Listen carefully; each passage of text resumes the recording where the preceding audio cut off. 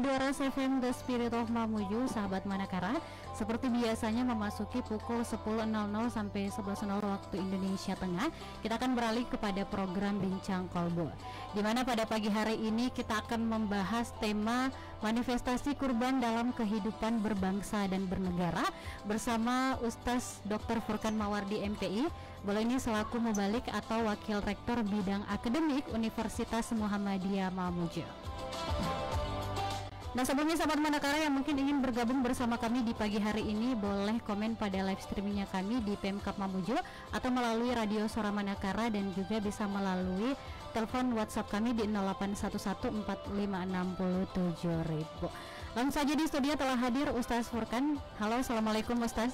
Waalaikumsalam warahmatullahi wabarakatuh. Gimana kabarnya di pagi hari ini Ustaz? Alhamdulillah, cerah, sehat, walafiat. Sehat ya, alhamdulillah. Sehat walafiat. Jadi sebelumnya Ustaz kita masuk ke tema, kita akan menghantar pagi ini dulu tentang bagaimana kita membahas perbedaan Idul Adha ya.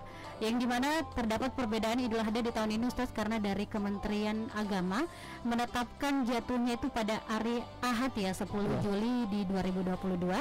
Sedangkan untuk pemerintah Arab Saudi menetapkan jatuhnya 10 Zulhijjah itu tepatnya di hari Sabtu 9 Juli 2022. Jadi ini ada perbedaan sehari lebih awal daripada di Indonesia. Nah, bagaimana Ustaz menanggapi atau menyikapi hal tersebut? Baik, terima kasih. Alhamdulillah, Allahumma sholli ala Muhammad wa ala alihi wa sahbihi ajmain, amma ba'd. Jadi kita di Indonesia ini luar biasa memang. Jadi terbiasa kita dalam hal berbeda, dan semuanya kita anggap hal tersebut bukan sesuatu yang bermasalah ketika memang itu sifatnya furu'iyah. Iya. Furu' itu memang ada di mana ada titik orang bisa berbeda karena ada landasan dalil yang yang menjadi hujjah, yang menjadi patokan bersama-sama. Jadi kalau kenapa kita berbeda dengan Saudi, ya jelas berbeda ya, berbeda jaraknya, berwaktunya ya. Tentu tidak sama salat subuh kita dengan salat subuh di Saudi kan gitu. Perbedaan waktu ya, perbedaan waktu yang berbeda. Kemudian adanya perbedaan masyarakat kita ya, antara yang lebaran di hari Sabtu dan lebaran di hari Ahad. Nah, ini tentu di dalam menafsirkan hadis terkait mengenai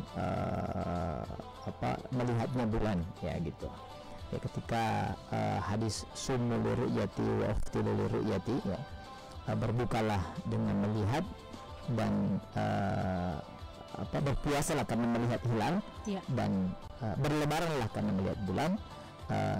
Di sini penafsirannya berbeda ya. Melihat di sini oleh pemerintah ya harus memang dilihat dan kelihatan kayak gitu, sehingga dia punya ukuran batas melihat ya. Jadi batas imkanur ya, jadi imkanur itu memungkinkan dilihat ya. Itu wajibnya 3 derajat. 3 derajat. Jadi selama dia di bawah itu, maka istiqmal yang tadinya 29 dijadikan 30. Nah, itulah kalau di akhir Sya'ban itu mesti dilihat itu, karena yang perintahnya harus dilihat. Nah, di akhir Ramadan juga dilihat itu ya. Apakah yang muncul, kalau muncul berarti di atas 3 berarti cukup 29. Kalau enggak ya 30. Nah, di akhir Zulqa'dah untuk menentukan jumlah juga begitu. Nah, oleh Muhammadiyah yang ormas yang salah satu ormas terbesar di Indonesia yang memakai metode hisab ya, bahwa melihat juga, tapi tidak harus juga dilihat langsung gitu. Bisa dilihat dengan ilmu, dan kelihatan itu tidak harus muncul, itu tidak harus kelihatan. Sehingga Muhammadiyah di bawah 3 selama dia di atas ufuk ya 0, sekian derajat pun, di bawah 1 pun itu sudah ada, bisa muncul meskipun tidak kelihatan. Meskipun tidak sampai 3 derajat. Tidak sampai 3 derajat. Nah, maka ya sudah, satunya harus melihat dan kelihatan, satunya yang ada tidak perlu dilihat meskipun tidak kelihatan. Kan semuanya memahami makna lihatlah gitu.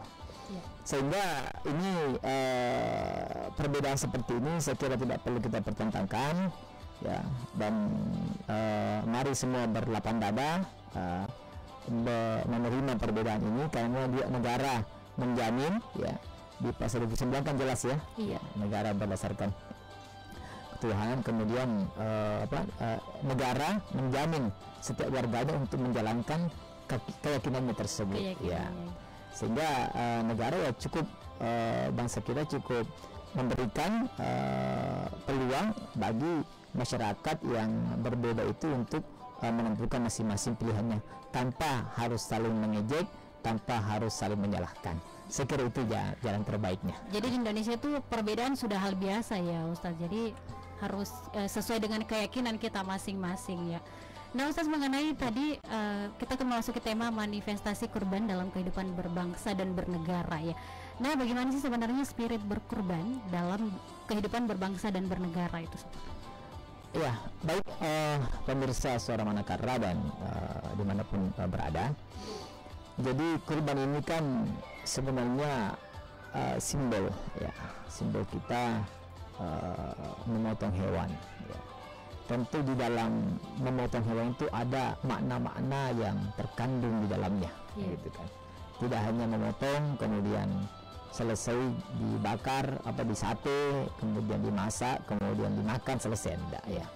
Sama dengan ibadah-ibadah yang lain itu punya semua makna kalau kita mau menggali, ya. Maka di Al-Quran itu kan banyak kalimat Allah menantang, afala ta'qilun, afala tatafakkarun, afala tatadabbarun. Kenapa kau tidak memikirkan, tidak mau mengembangkan kalbu? Karena di balik setiap perintah Allah itu selalu ada hikmah yang bisa kita ambil. Baik, kurban, kenapa hewan yang disembelih itu karena selain kita menyembelih hewan kurban, juga terkandung makna juga kita menyembelih hewan sifat-sifat kehewanan di dalam diri kita. Karena memang manusia juga itu ya ada sifat-sifatnya itu.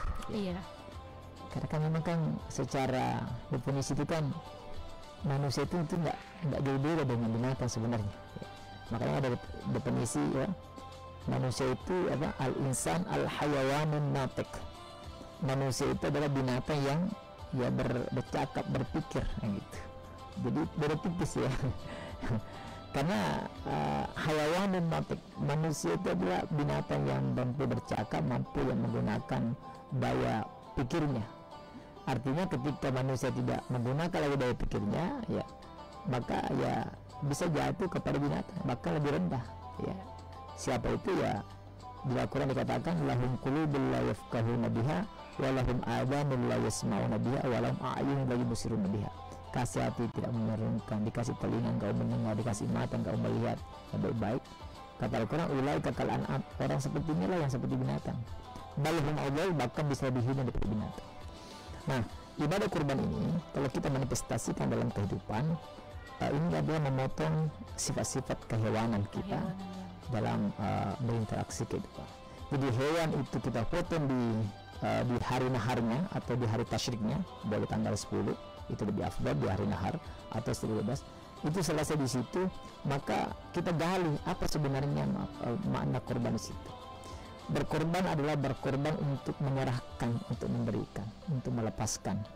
Apa itu dalam kehidupan berbangsa? Ya, pertama adalah di tulisan saya sudah pernah kirim di media, dan alhamdulillah terbit. Pertama, ya, pemimpin itu harus berkorban. Ya. Berkorban apa? Ya, dia harus mampu untuk mengikis dan memotong sifat-sifat kerakusan, ya, dan ketamakannya ketika jadi pemimpin. Yang pertama, ya. Jadi pemimpin itu ketika memaknai makna kurban itu juga harus menggali, karena biasanya orang itu kalau sudah pemimpin kan sudah jumawa, ya kan, kesombongan, keangkuhan, ya. Karena itu pilihannya ada. Iya, karena udah rasain berada di level lebih atas lagi. Betul, Mbak Mega, ya kan. Jadi biasanya kan orang itu dua hal itu yang paling membuat peluang orang bisa sombong itu. Pertama ketika dia memiliki harta banyak, Iya. kedua ketika dia Jabatan. memiliki jabatan. Jabatan. Ya. Yang ketiga ini bisa juga adalah ketika dia memiliki rupawan, Iya. ya, dia ganteng dan cantik. Nah, ini peluang ini ya. Iya. Maka utama adalah ya pemimpin itu yang harus kita sampaikan bahwa sifat-sifat kebinatangan yang merusak ya sendi kehidupan pemimpin itu harus dipotong itu. Iya. Yakni kerakusan itu kan bahasa kerennya kan korupsi. Korupsi ya. Korupsi itu kan ya orang rakus, ya kan, orang tamak, ya kan. Nah inilah mewujudkan sebuah kehidupan yang baik, bangsa negara yang baik, ya tentu dimulai dari pemimpin yang baik dulu. Pemimpin baik. Ya. Ibarat kata ikan itu ya busuknya di awal di kepala dulu, Iya. ya kan? Kan tidak ada ikan busuk di ekor dulu kan? Lihat dulu kepalanya merah. Nah, juga. jadi dibuka dulu kan kepalanya. Ya ketika masyarakatnya kok sudah diatur banyak penyelenggara di bawah ya dulu dan sampai pemimpinnya di situ. Iya. Nah budaya tamak, rakus dan korupsi inilah kita sembelih, ya kan? Iya. Kita potong dalam mewujudkan kehidupan berbangsa dan bernegara. Karena di tangan pemimpin itulah makmur tidaknya sebuah masyarakat, gitu. Jadi di tangan ujung pennya pemimpin itu kan menentukan, ya. Jadi ujung pena seorang pemimpin itu lebih dahsyat ketimbang ujung pistolnya para anak buah, Iya. kayak gitu.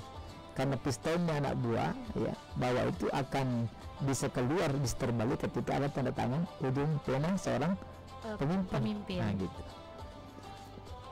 Begitu juga sejahtera majunya sebuah masyarakat itu sampai tergantung ada anggaran ya untuk sebuah daerah misalnya, ya.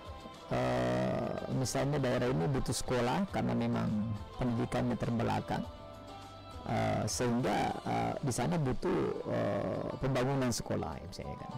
Maka pemimpin punya kemampuan tangan ini, ya. Ini sekian anggaran untuk ini, ya. Tapi misalnya 1 miliar di tangan pemimpin yang 1 miliar ini bisa berubah menjadi hilang nilai 1, nah, gitu kan.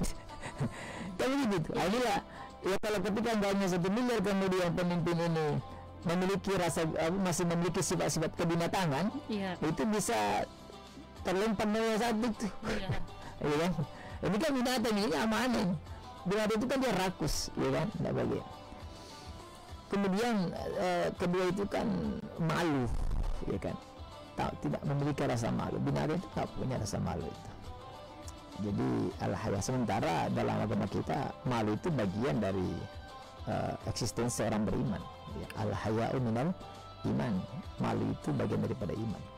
Nah ketika orang kerasulan tidak punya malu, nah inilah sifat kerasulan ini menimbulkan rasa haya. Bagaimana seorang pemimpin ketika dia korupsi misalnya, ketika dia jadi korupsi kan berarti kan dia mendapat gelar koruptor.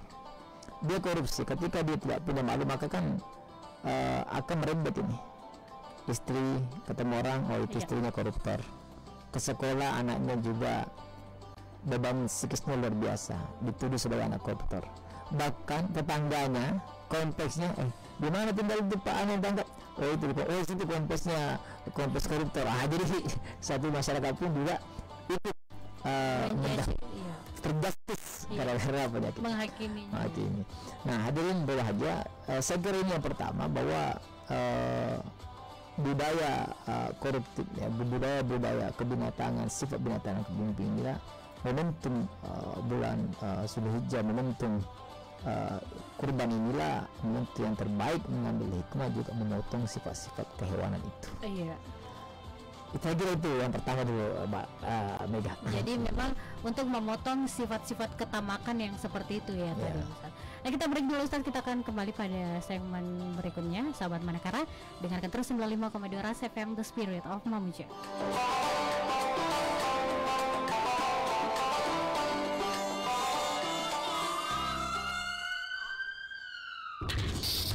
Waspada, penyakit mematikan demam berdarah mengintai keluarga Anda.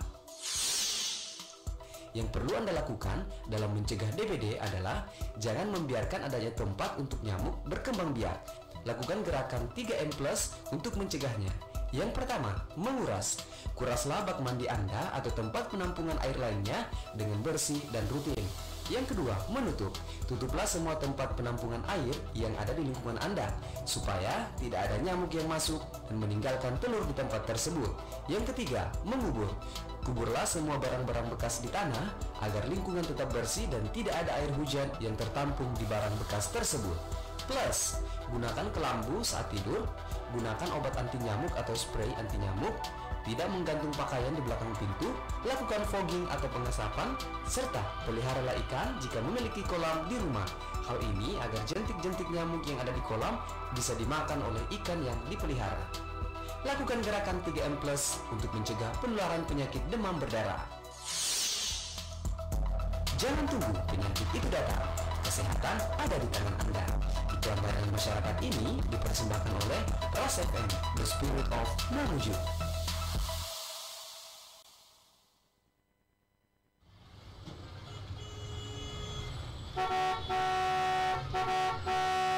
Jangan bunyikan klakson berulang kali. Kenapa, Kak? Tidak dibenarkan menggunakan klakson untuk menunjukkan kondisi emosional pengendara. Klakson bukan sebagai alat untuk mengganggu pengguna jalan lain. Ada aturannya, Kak? Telah diatur dalam pasal 39 Peraturan Pemerintah Nomor 55 Tahun 2012 tentang kendaraan. Klaksonnya itu harus mengeluarkan bunyi dan dapat digunakan tanpa mengganggu konsentrasi pengemudi lain. Oh, jadi klakson itu sebagai pengingat bagi pengendara di jalan nih. Betul sekali. Ingat, gunakan klakson dengan bijak. Ingat selalu untuk tidak membunyikan klakson pada area tertentu yang bebas dari berbagai suara, seperti rumah ibadah, rumah sakit, sekolah dan lingkungan untuk sedang dirundung duka. Iklan layanan masyarakat ini dipersembahkan oleh 95,2 Ras FM.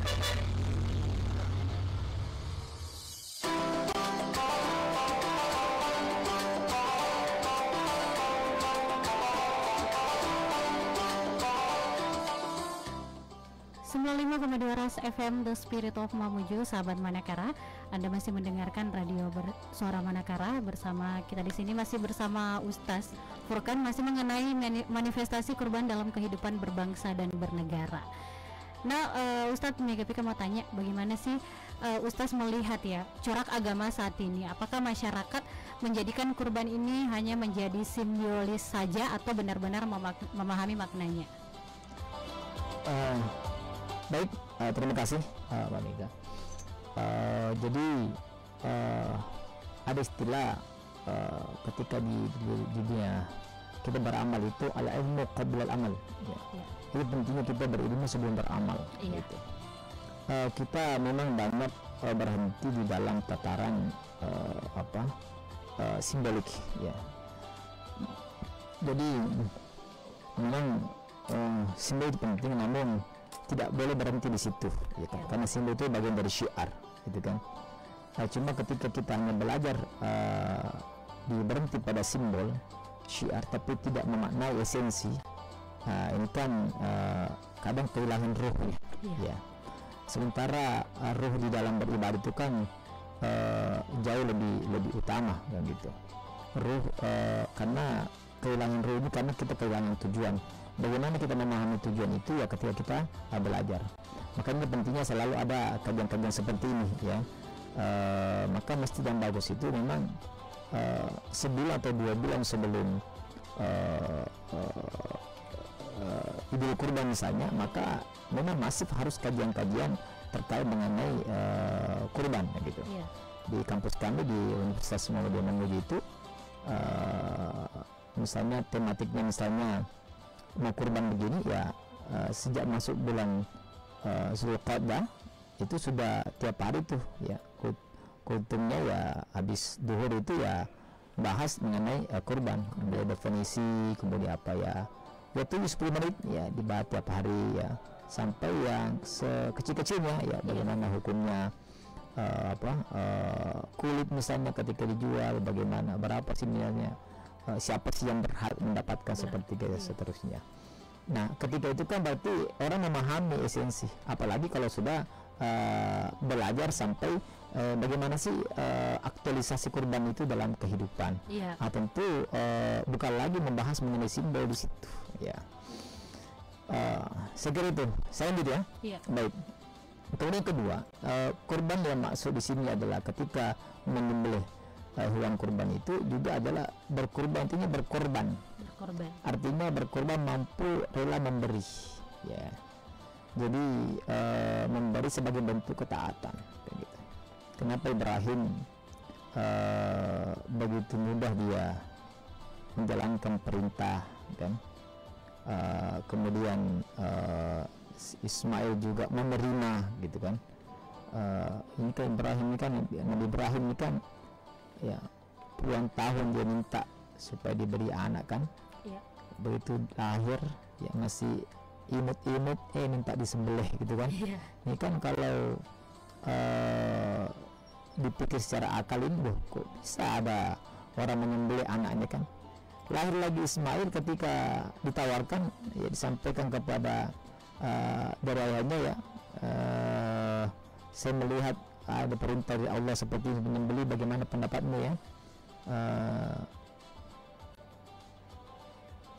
Ismail ya, dengan mantap ya, laksanakan ya api abi ya, saya ini insyaallah minasabirin, engkau akan mendapat saya masuk dalam orang yang sabar. Nah kenapa? Karena ini ada spirit kerelaan berkorban. Nah yang kedua ini adalah para pemimpin, para politisi juga harus sudah berkorban. Berkorban apa? Ya berkorban untuk berhenti untuk melakukan lagi kegiatan-kegiatan yang merusak kehidupan kita ya. Jadi para pemimpin, para politisi itu korbannya adalah berhentilah untuk membuat janji palsu ya. Berhentilah untuk membuat misalnya apa yang hanya menggaruk, membodohi rakyat ya. Ketika menjelang pilkada, pilgub atau pileg dan seterusnya, Anda datang hanya beri 100-200 ribu kan, kemudian membodohi rakyat.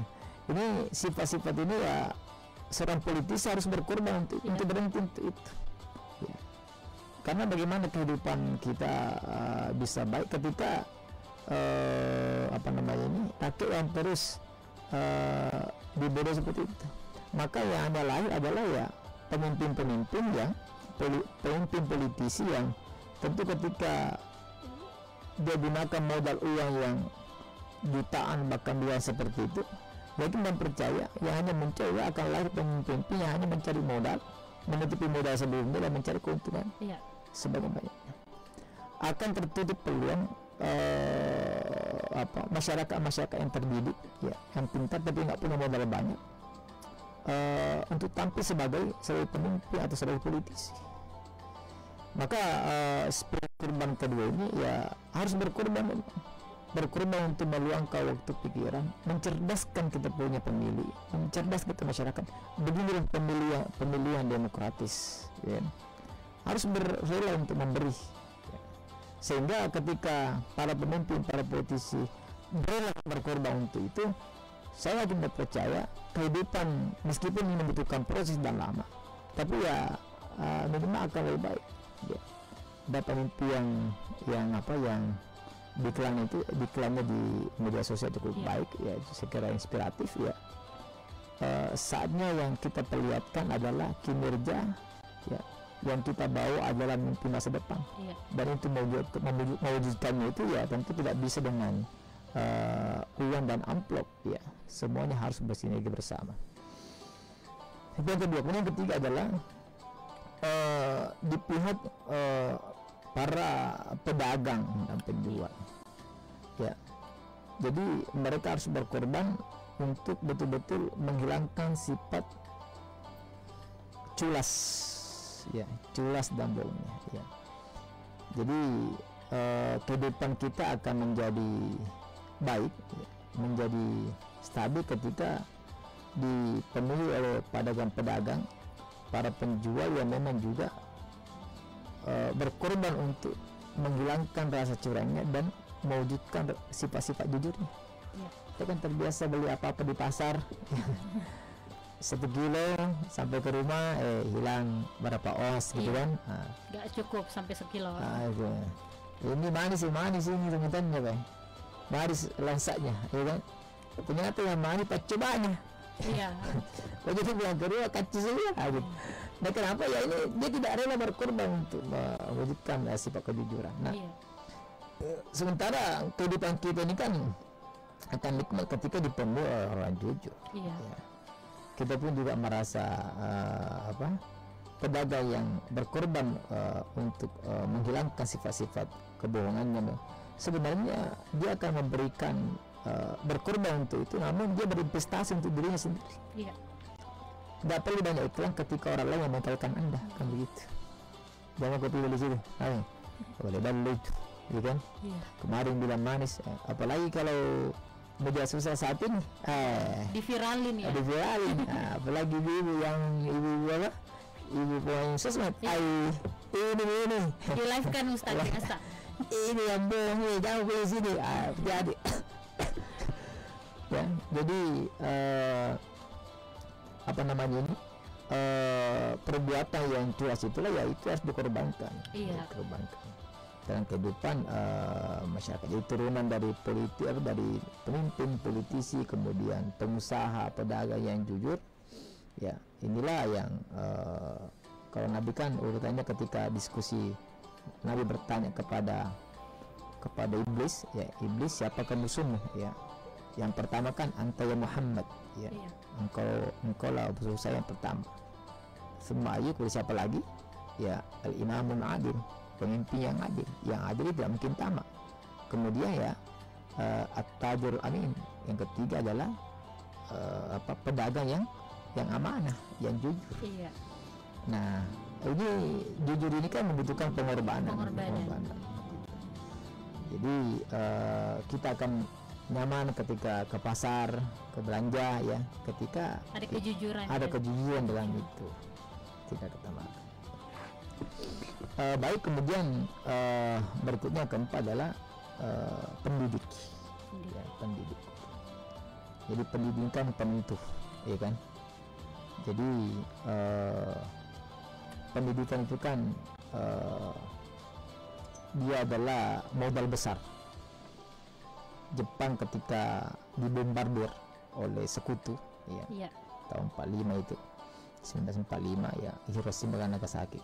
Kaisar Jepang itu kan dia tidak bertanya, yang pertama dia cari bukan tentara, Iya. berapa tentara yang masih hidup, berapa officer yang masih hidup, berapa polisi, berapa dokter, bukan itu yang dicari pertama. Iya dicari, tapi bukan itu yang utama Yang dicari. utama ya. Berapa artis yang hidup ya, berapa siaran radio yang masih bisa on air kan gitu. Iya. Yang dicari apa pertama? Berapa guru yang masih hidup? Iya. Iya. Sebegitu pentingnya. Pentingnya guru, karena bangsa yang bisa maju dan berkembang itu ketika masih ada gurunya, dosennya, pendidiknya yang berintegritas gitu.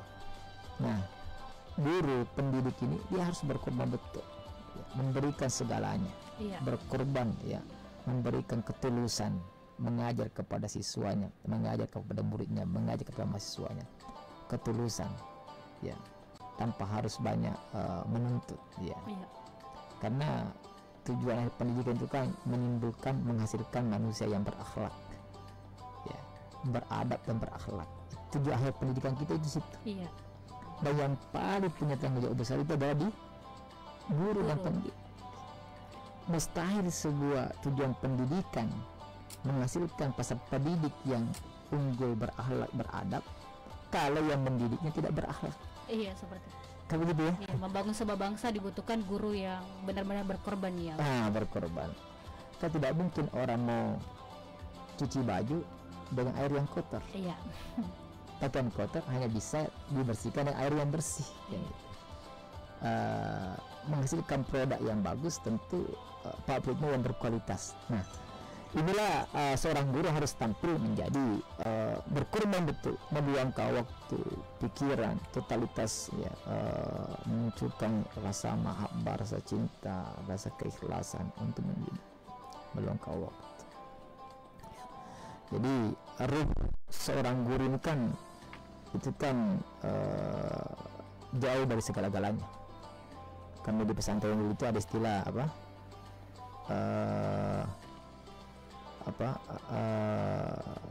pelajaran itu penting ya. Tapi lebih penting lagi itu metode ya. Iya. Tapi metode itu lebih penting lagi guru ya. Jadi tapi guru itu lebih penting lagi, ruh guru lebih penting daripada guru itu sendiri. Guru itu sendiri. Ya. Jadi ruhul mudarris ahammu minal mudarris ya. Ruh seorang guru itu jauh lebih penting daripada guru itu sendiri ya. Karena banyak orang bisa jadi guru tapi menghadirkan ruh seorang pendidik, pengajar ya, mudakbir, itu tidak semua orang bisa ya. Jadi bagaimana mampu memberikan kalimat-kalimat kepada siswanya ya, dengan qaulan karima, qaulan syadida, qaulan ma'rufa ya kan. Ini mustahil bisa keluar dari guru yang tidak mempunyai ruh ya, ruh.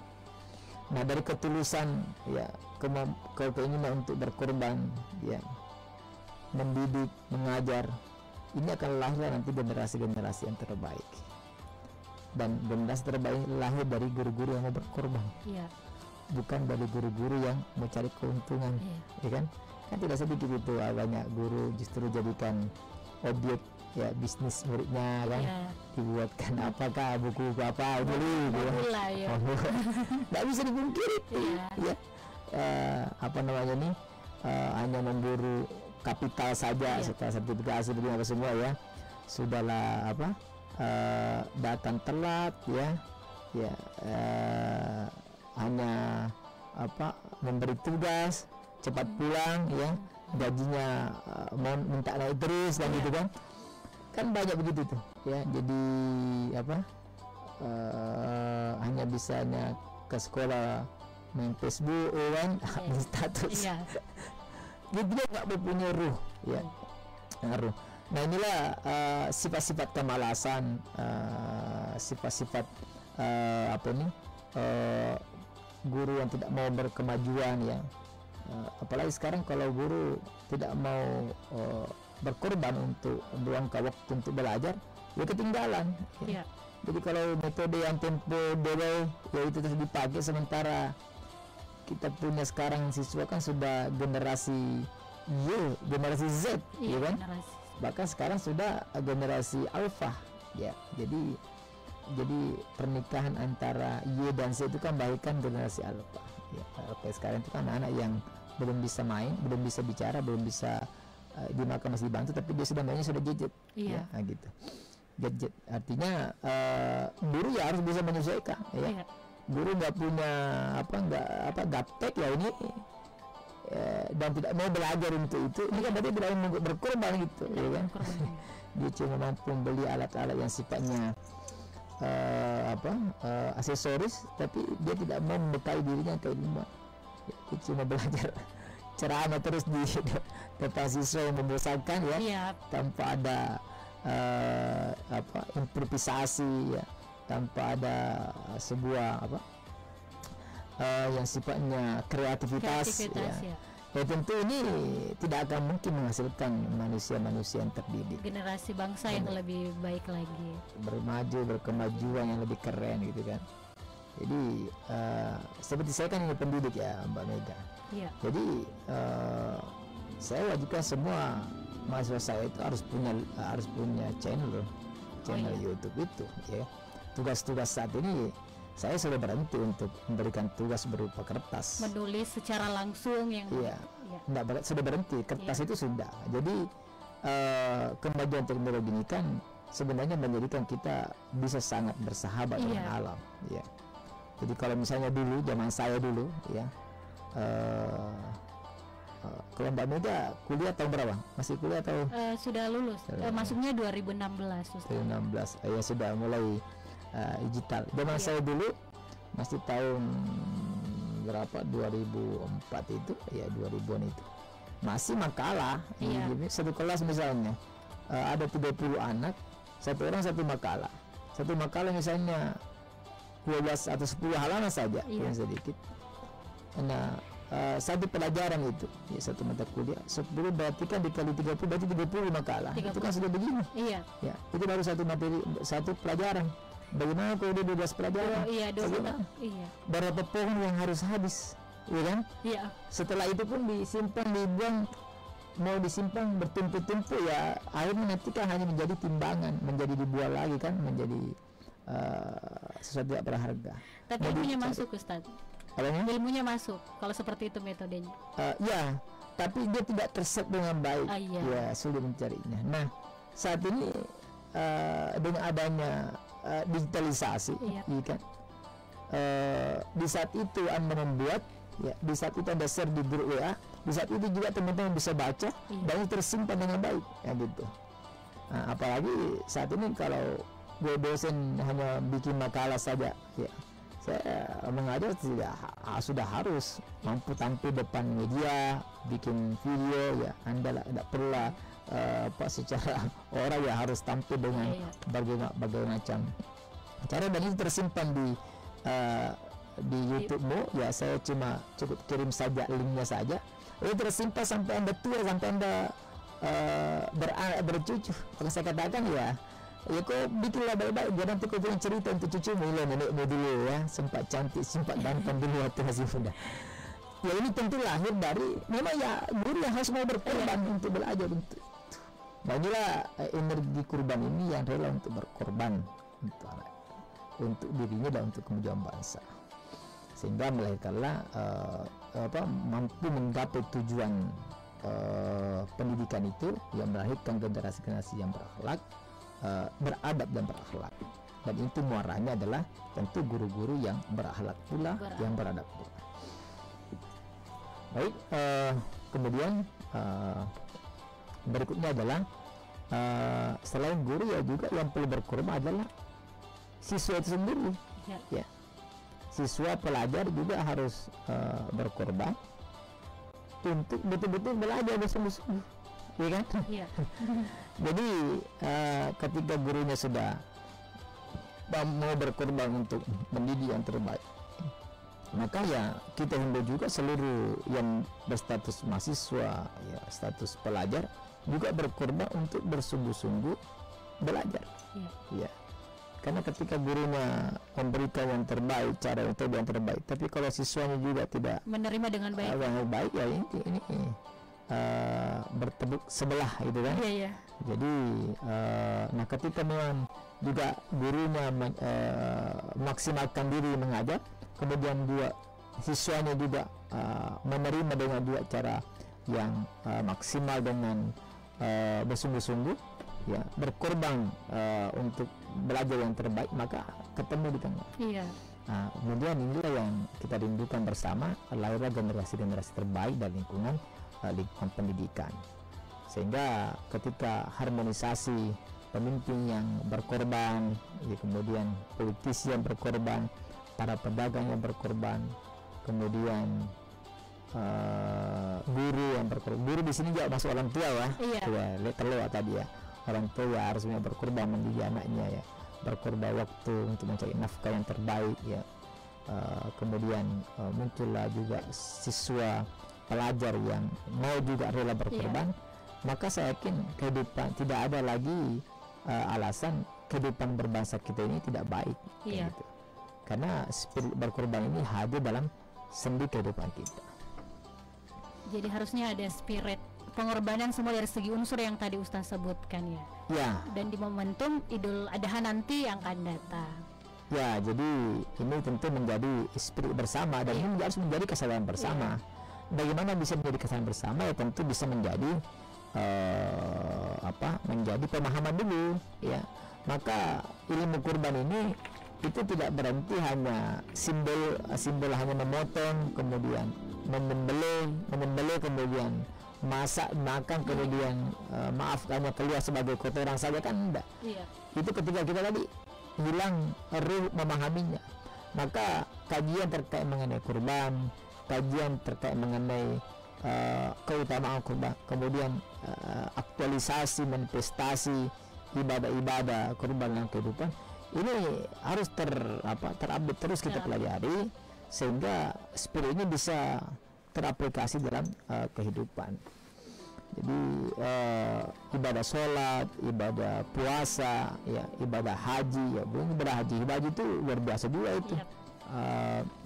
Makna-makna simbolnya, mana-mana yang terkandung dalamnya yang tentu memiliki tujuan positif dalam kehidupan kita. Nah, berkurban inilah salah satu juga ibadah yang memiliki efek yang sangat baik, efek positif kepada dalam kehidupan berbangsa dan negara kita. Jadi keluarga, seorang bapak, seorang istri, seorang ibu yang rela berkorban untuk semua, maka akan muncul kehidupan rumah tangga yang bahagia. Nggak ada kehidupan rumah tangga yang bahagia kalau tidak ada yang berkorban.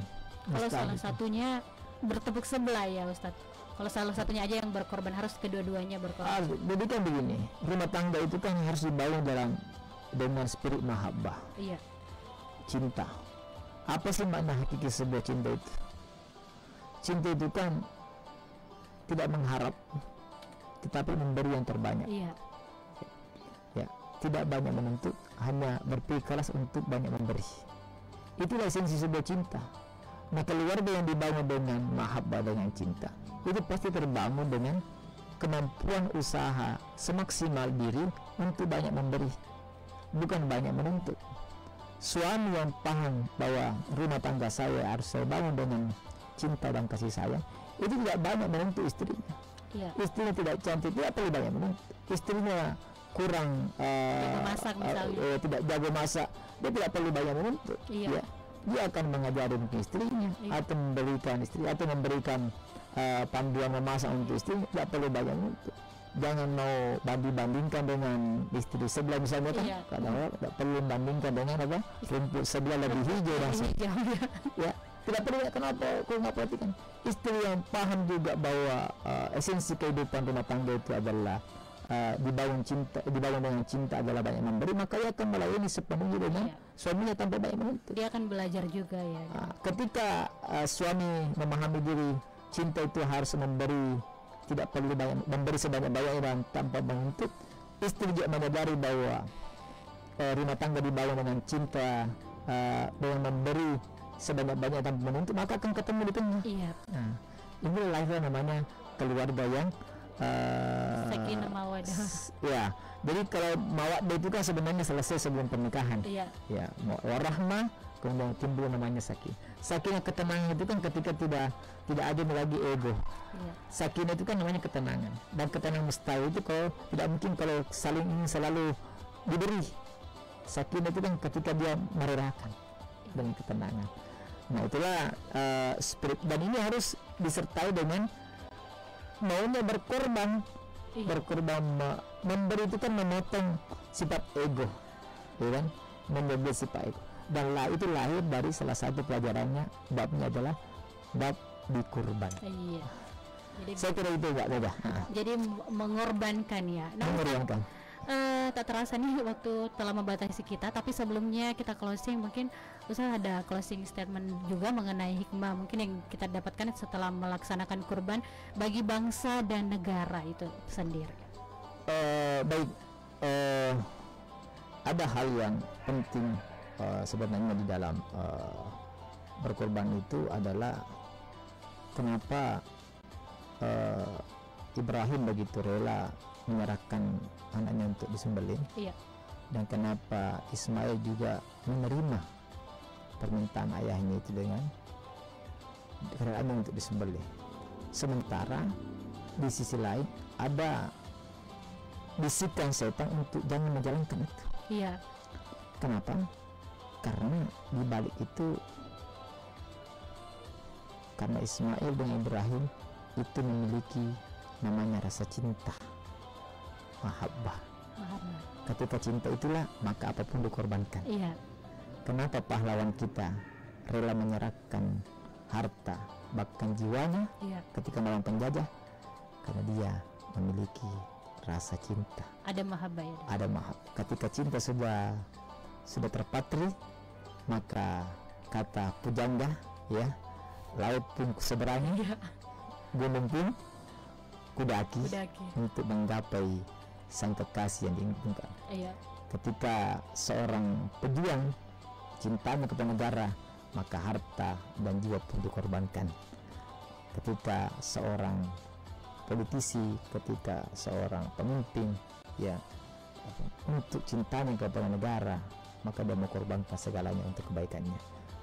Bapak, ibu, rumah tangga pun juga akan berkorban segalanya untuk rumah tangganya menjadi keluarga yang baik ketika dia spiritnya adalah spirit cinta dan mahabbah. Saya kira itu kuncinya. Terima kasih Ustaz waktunya di pagi hari ini untuk datangnya. Sahabat Manakara, dengarkan terus Bincang Kolbu di setiap hari Kamis dari pukul 10.00 sampai 11.00 waktu Indonesia Tengah. Mega Pika pamit dalam ruang dengar sahabat. Wassalamualaikum warahmatullahi wabarakatuh dan tabik.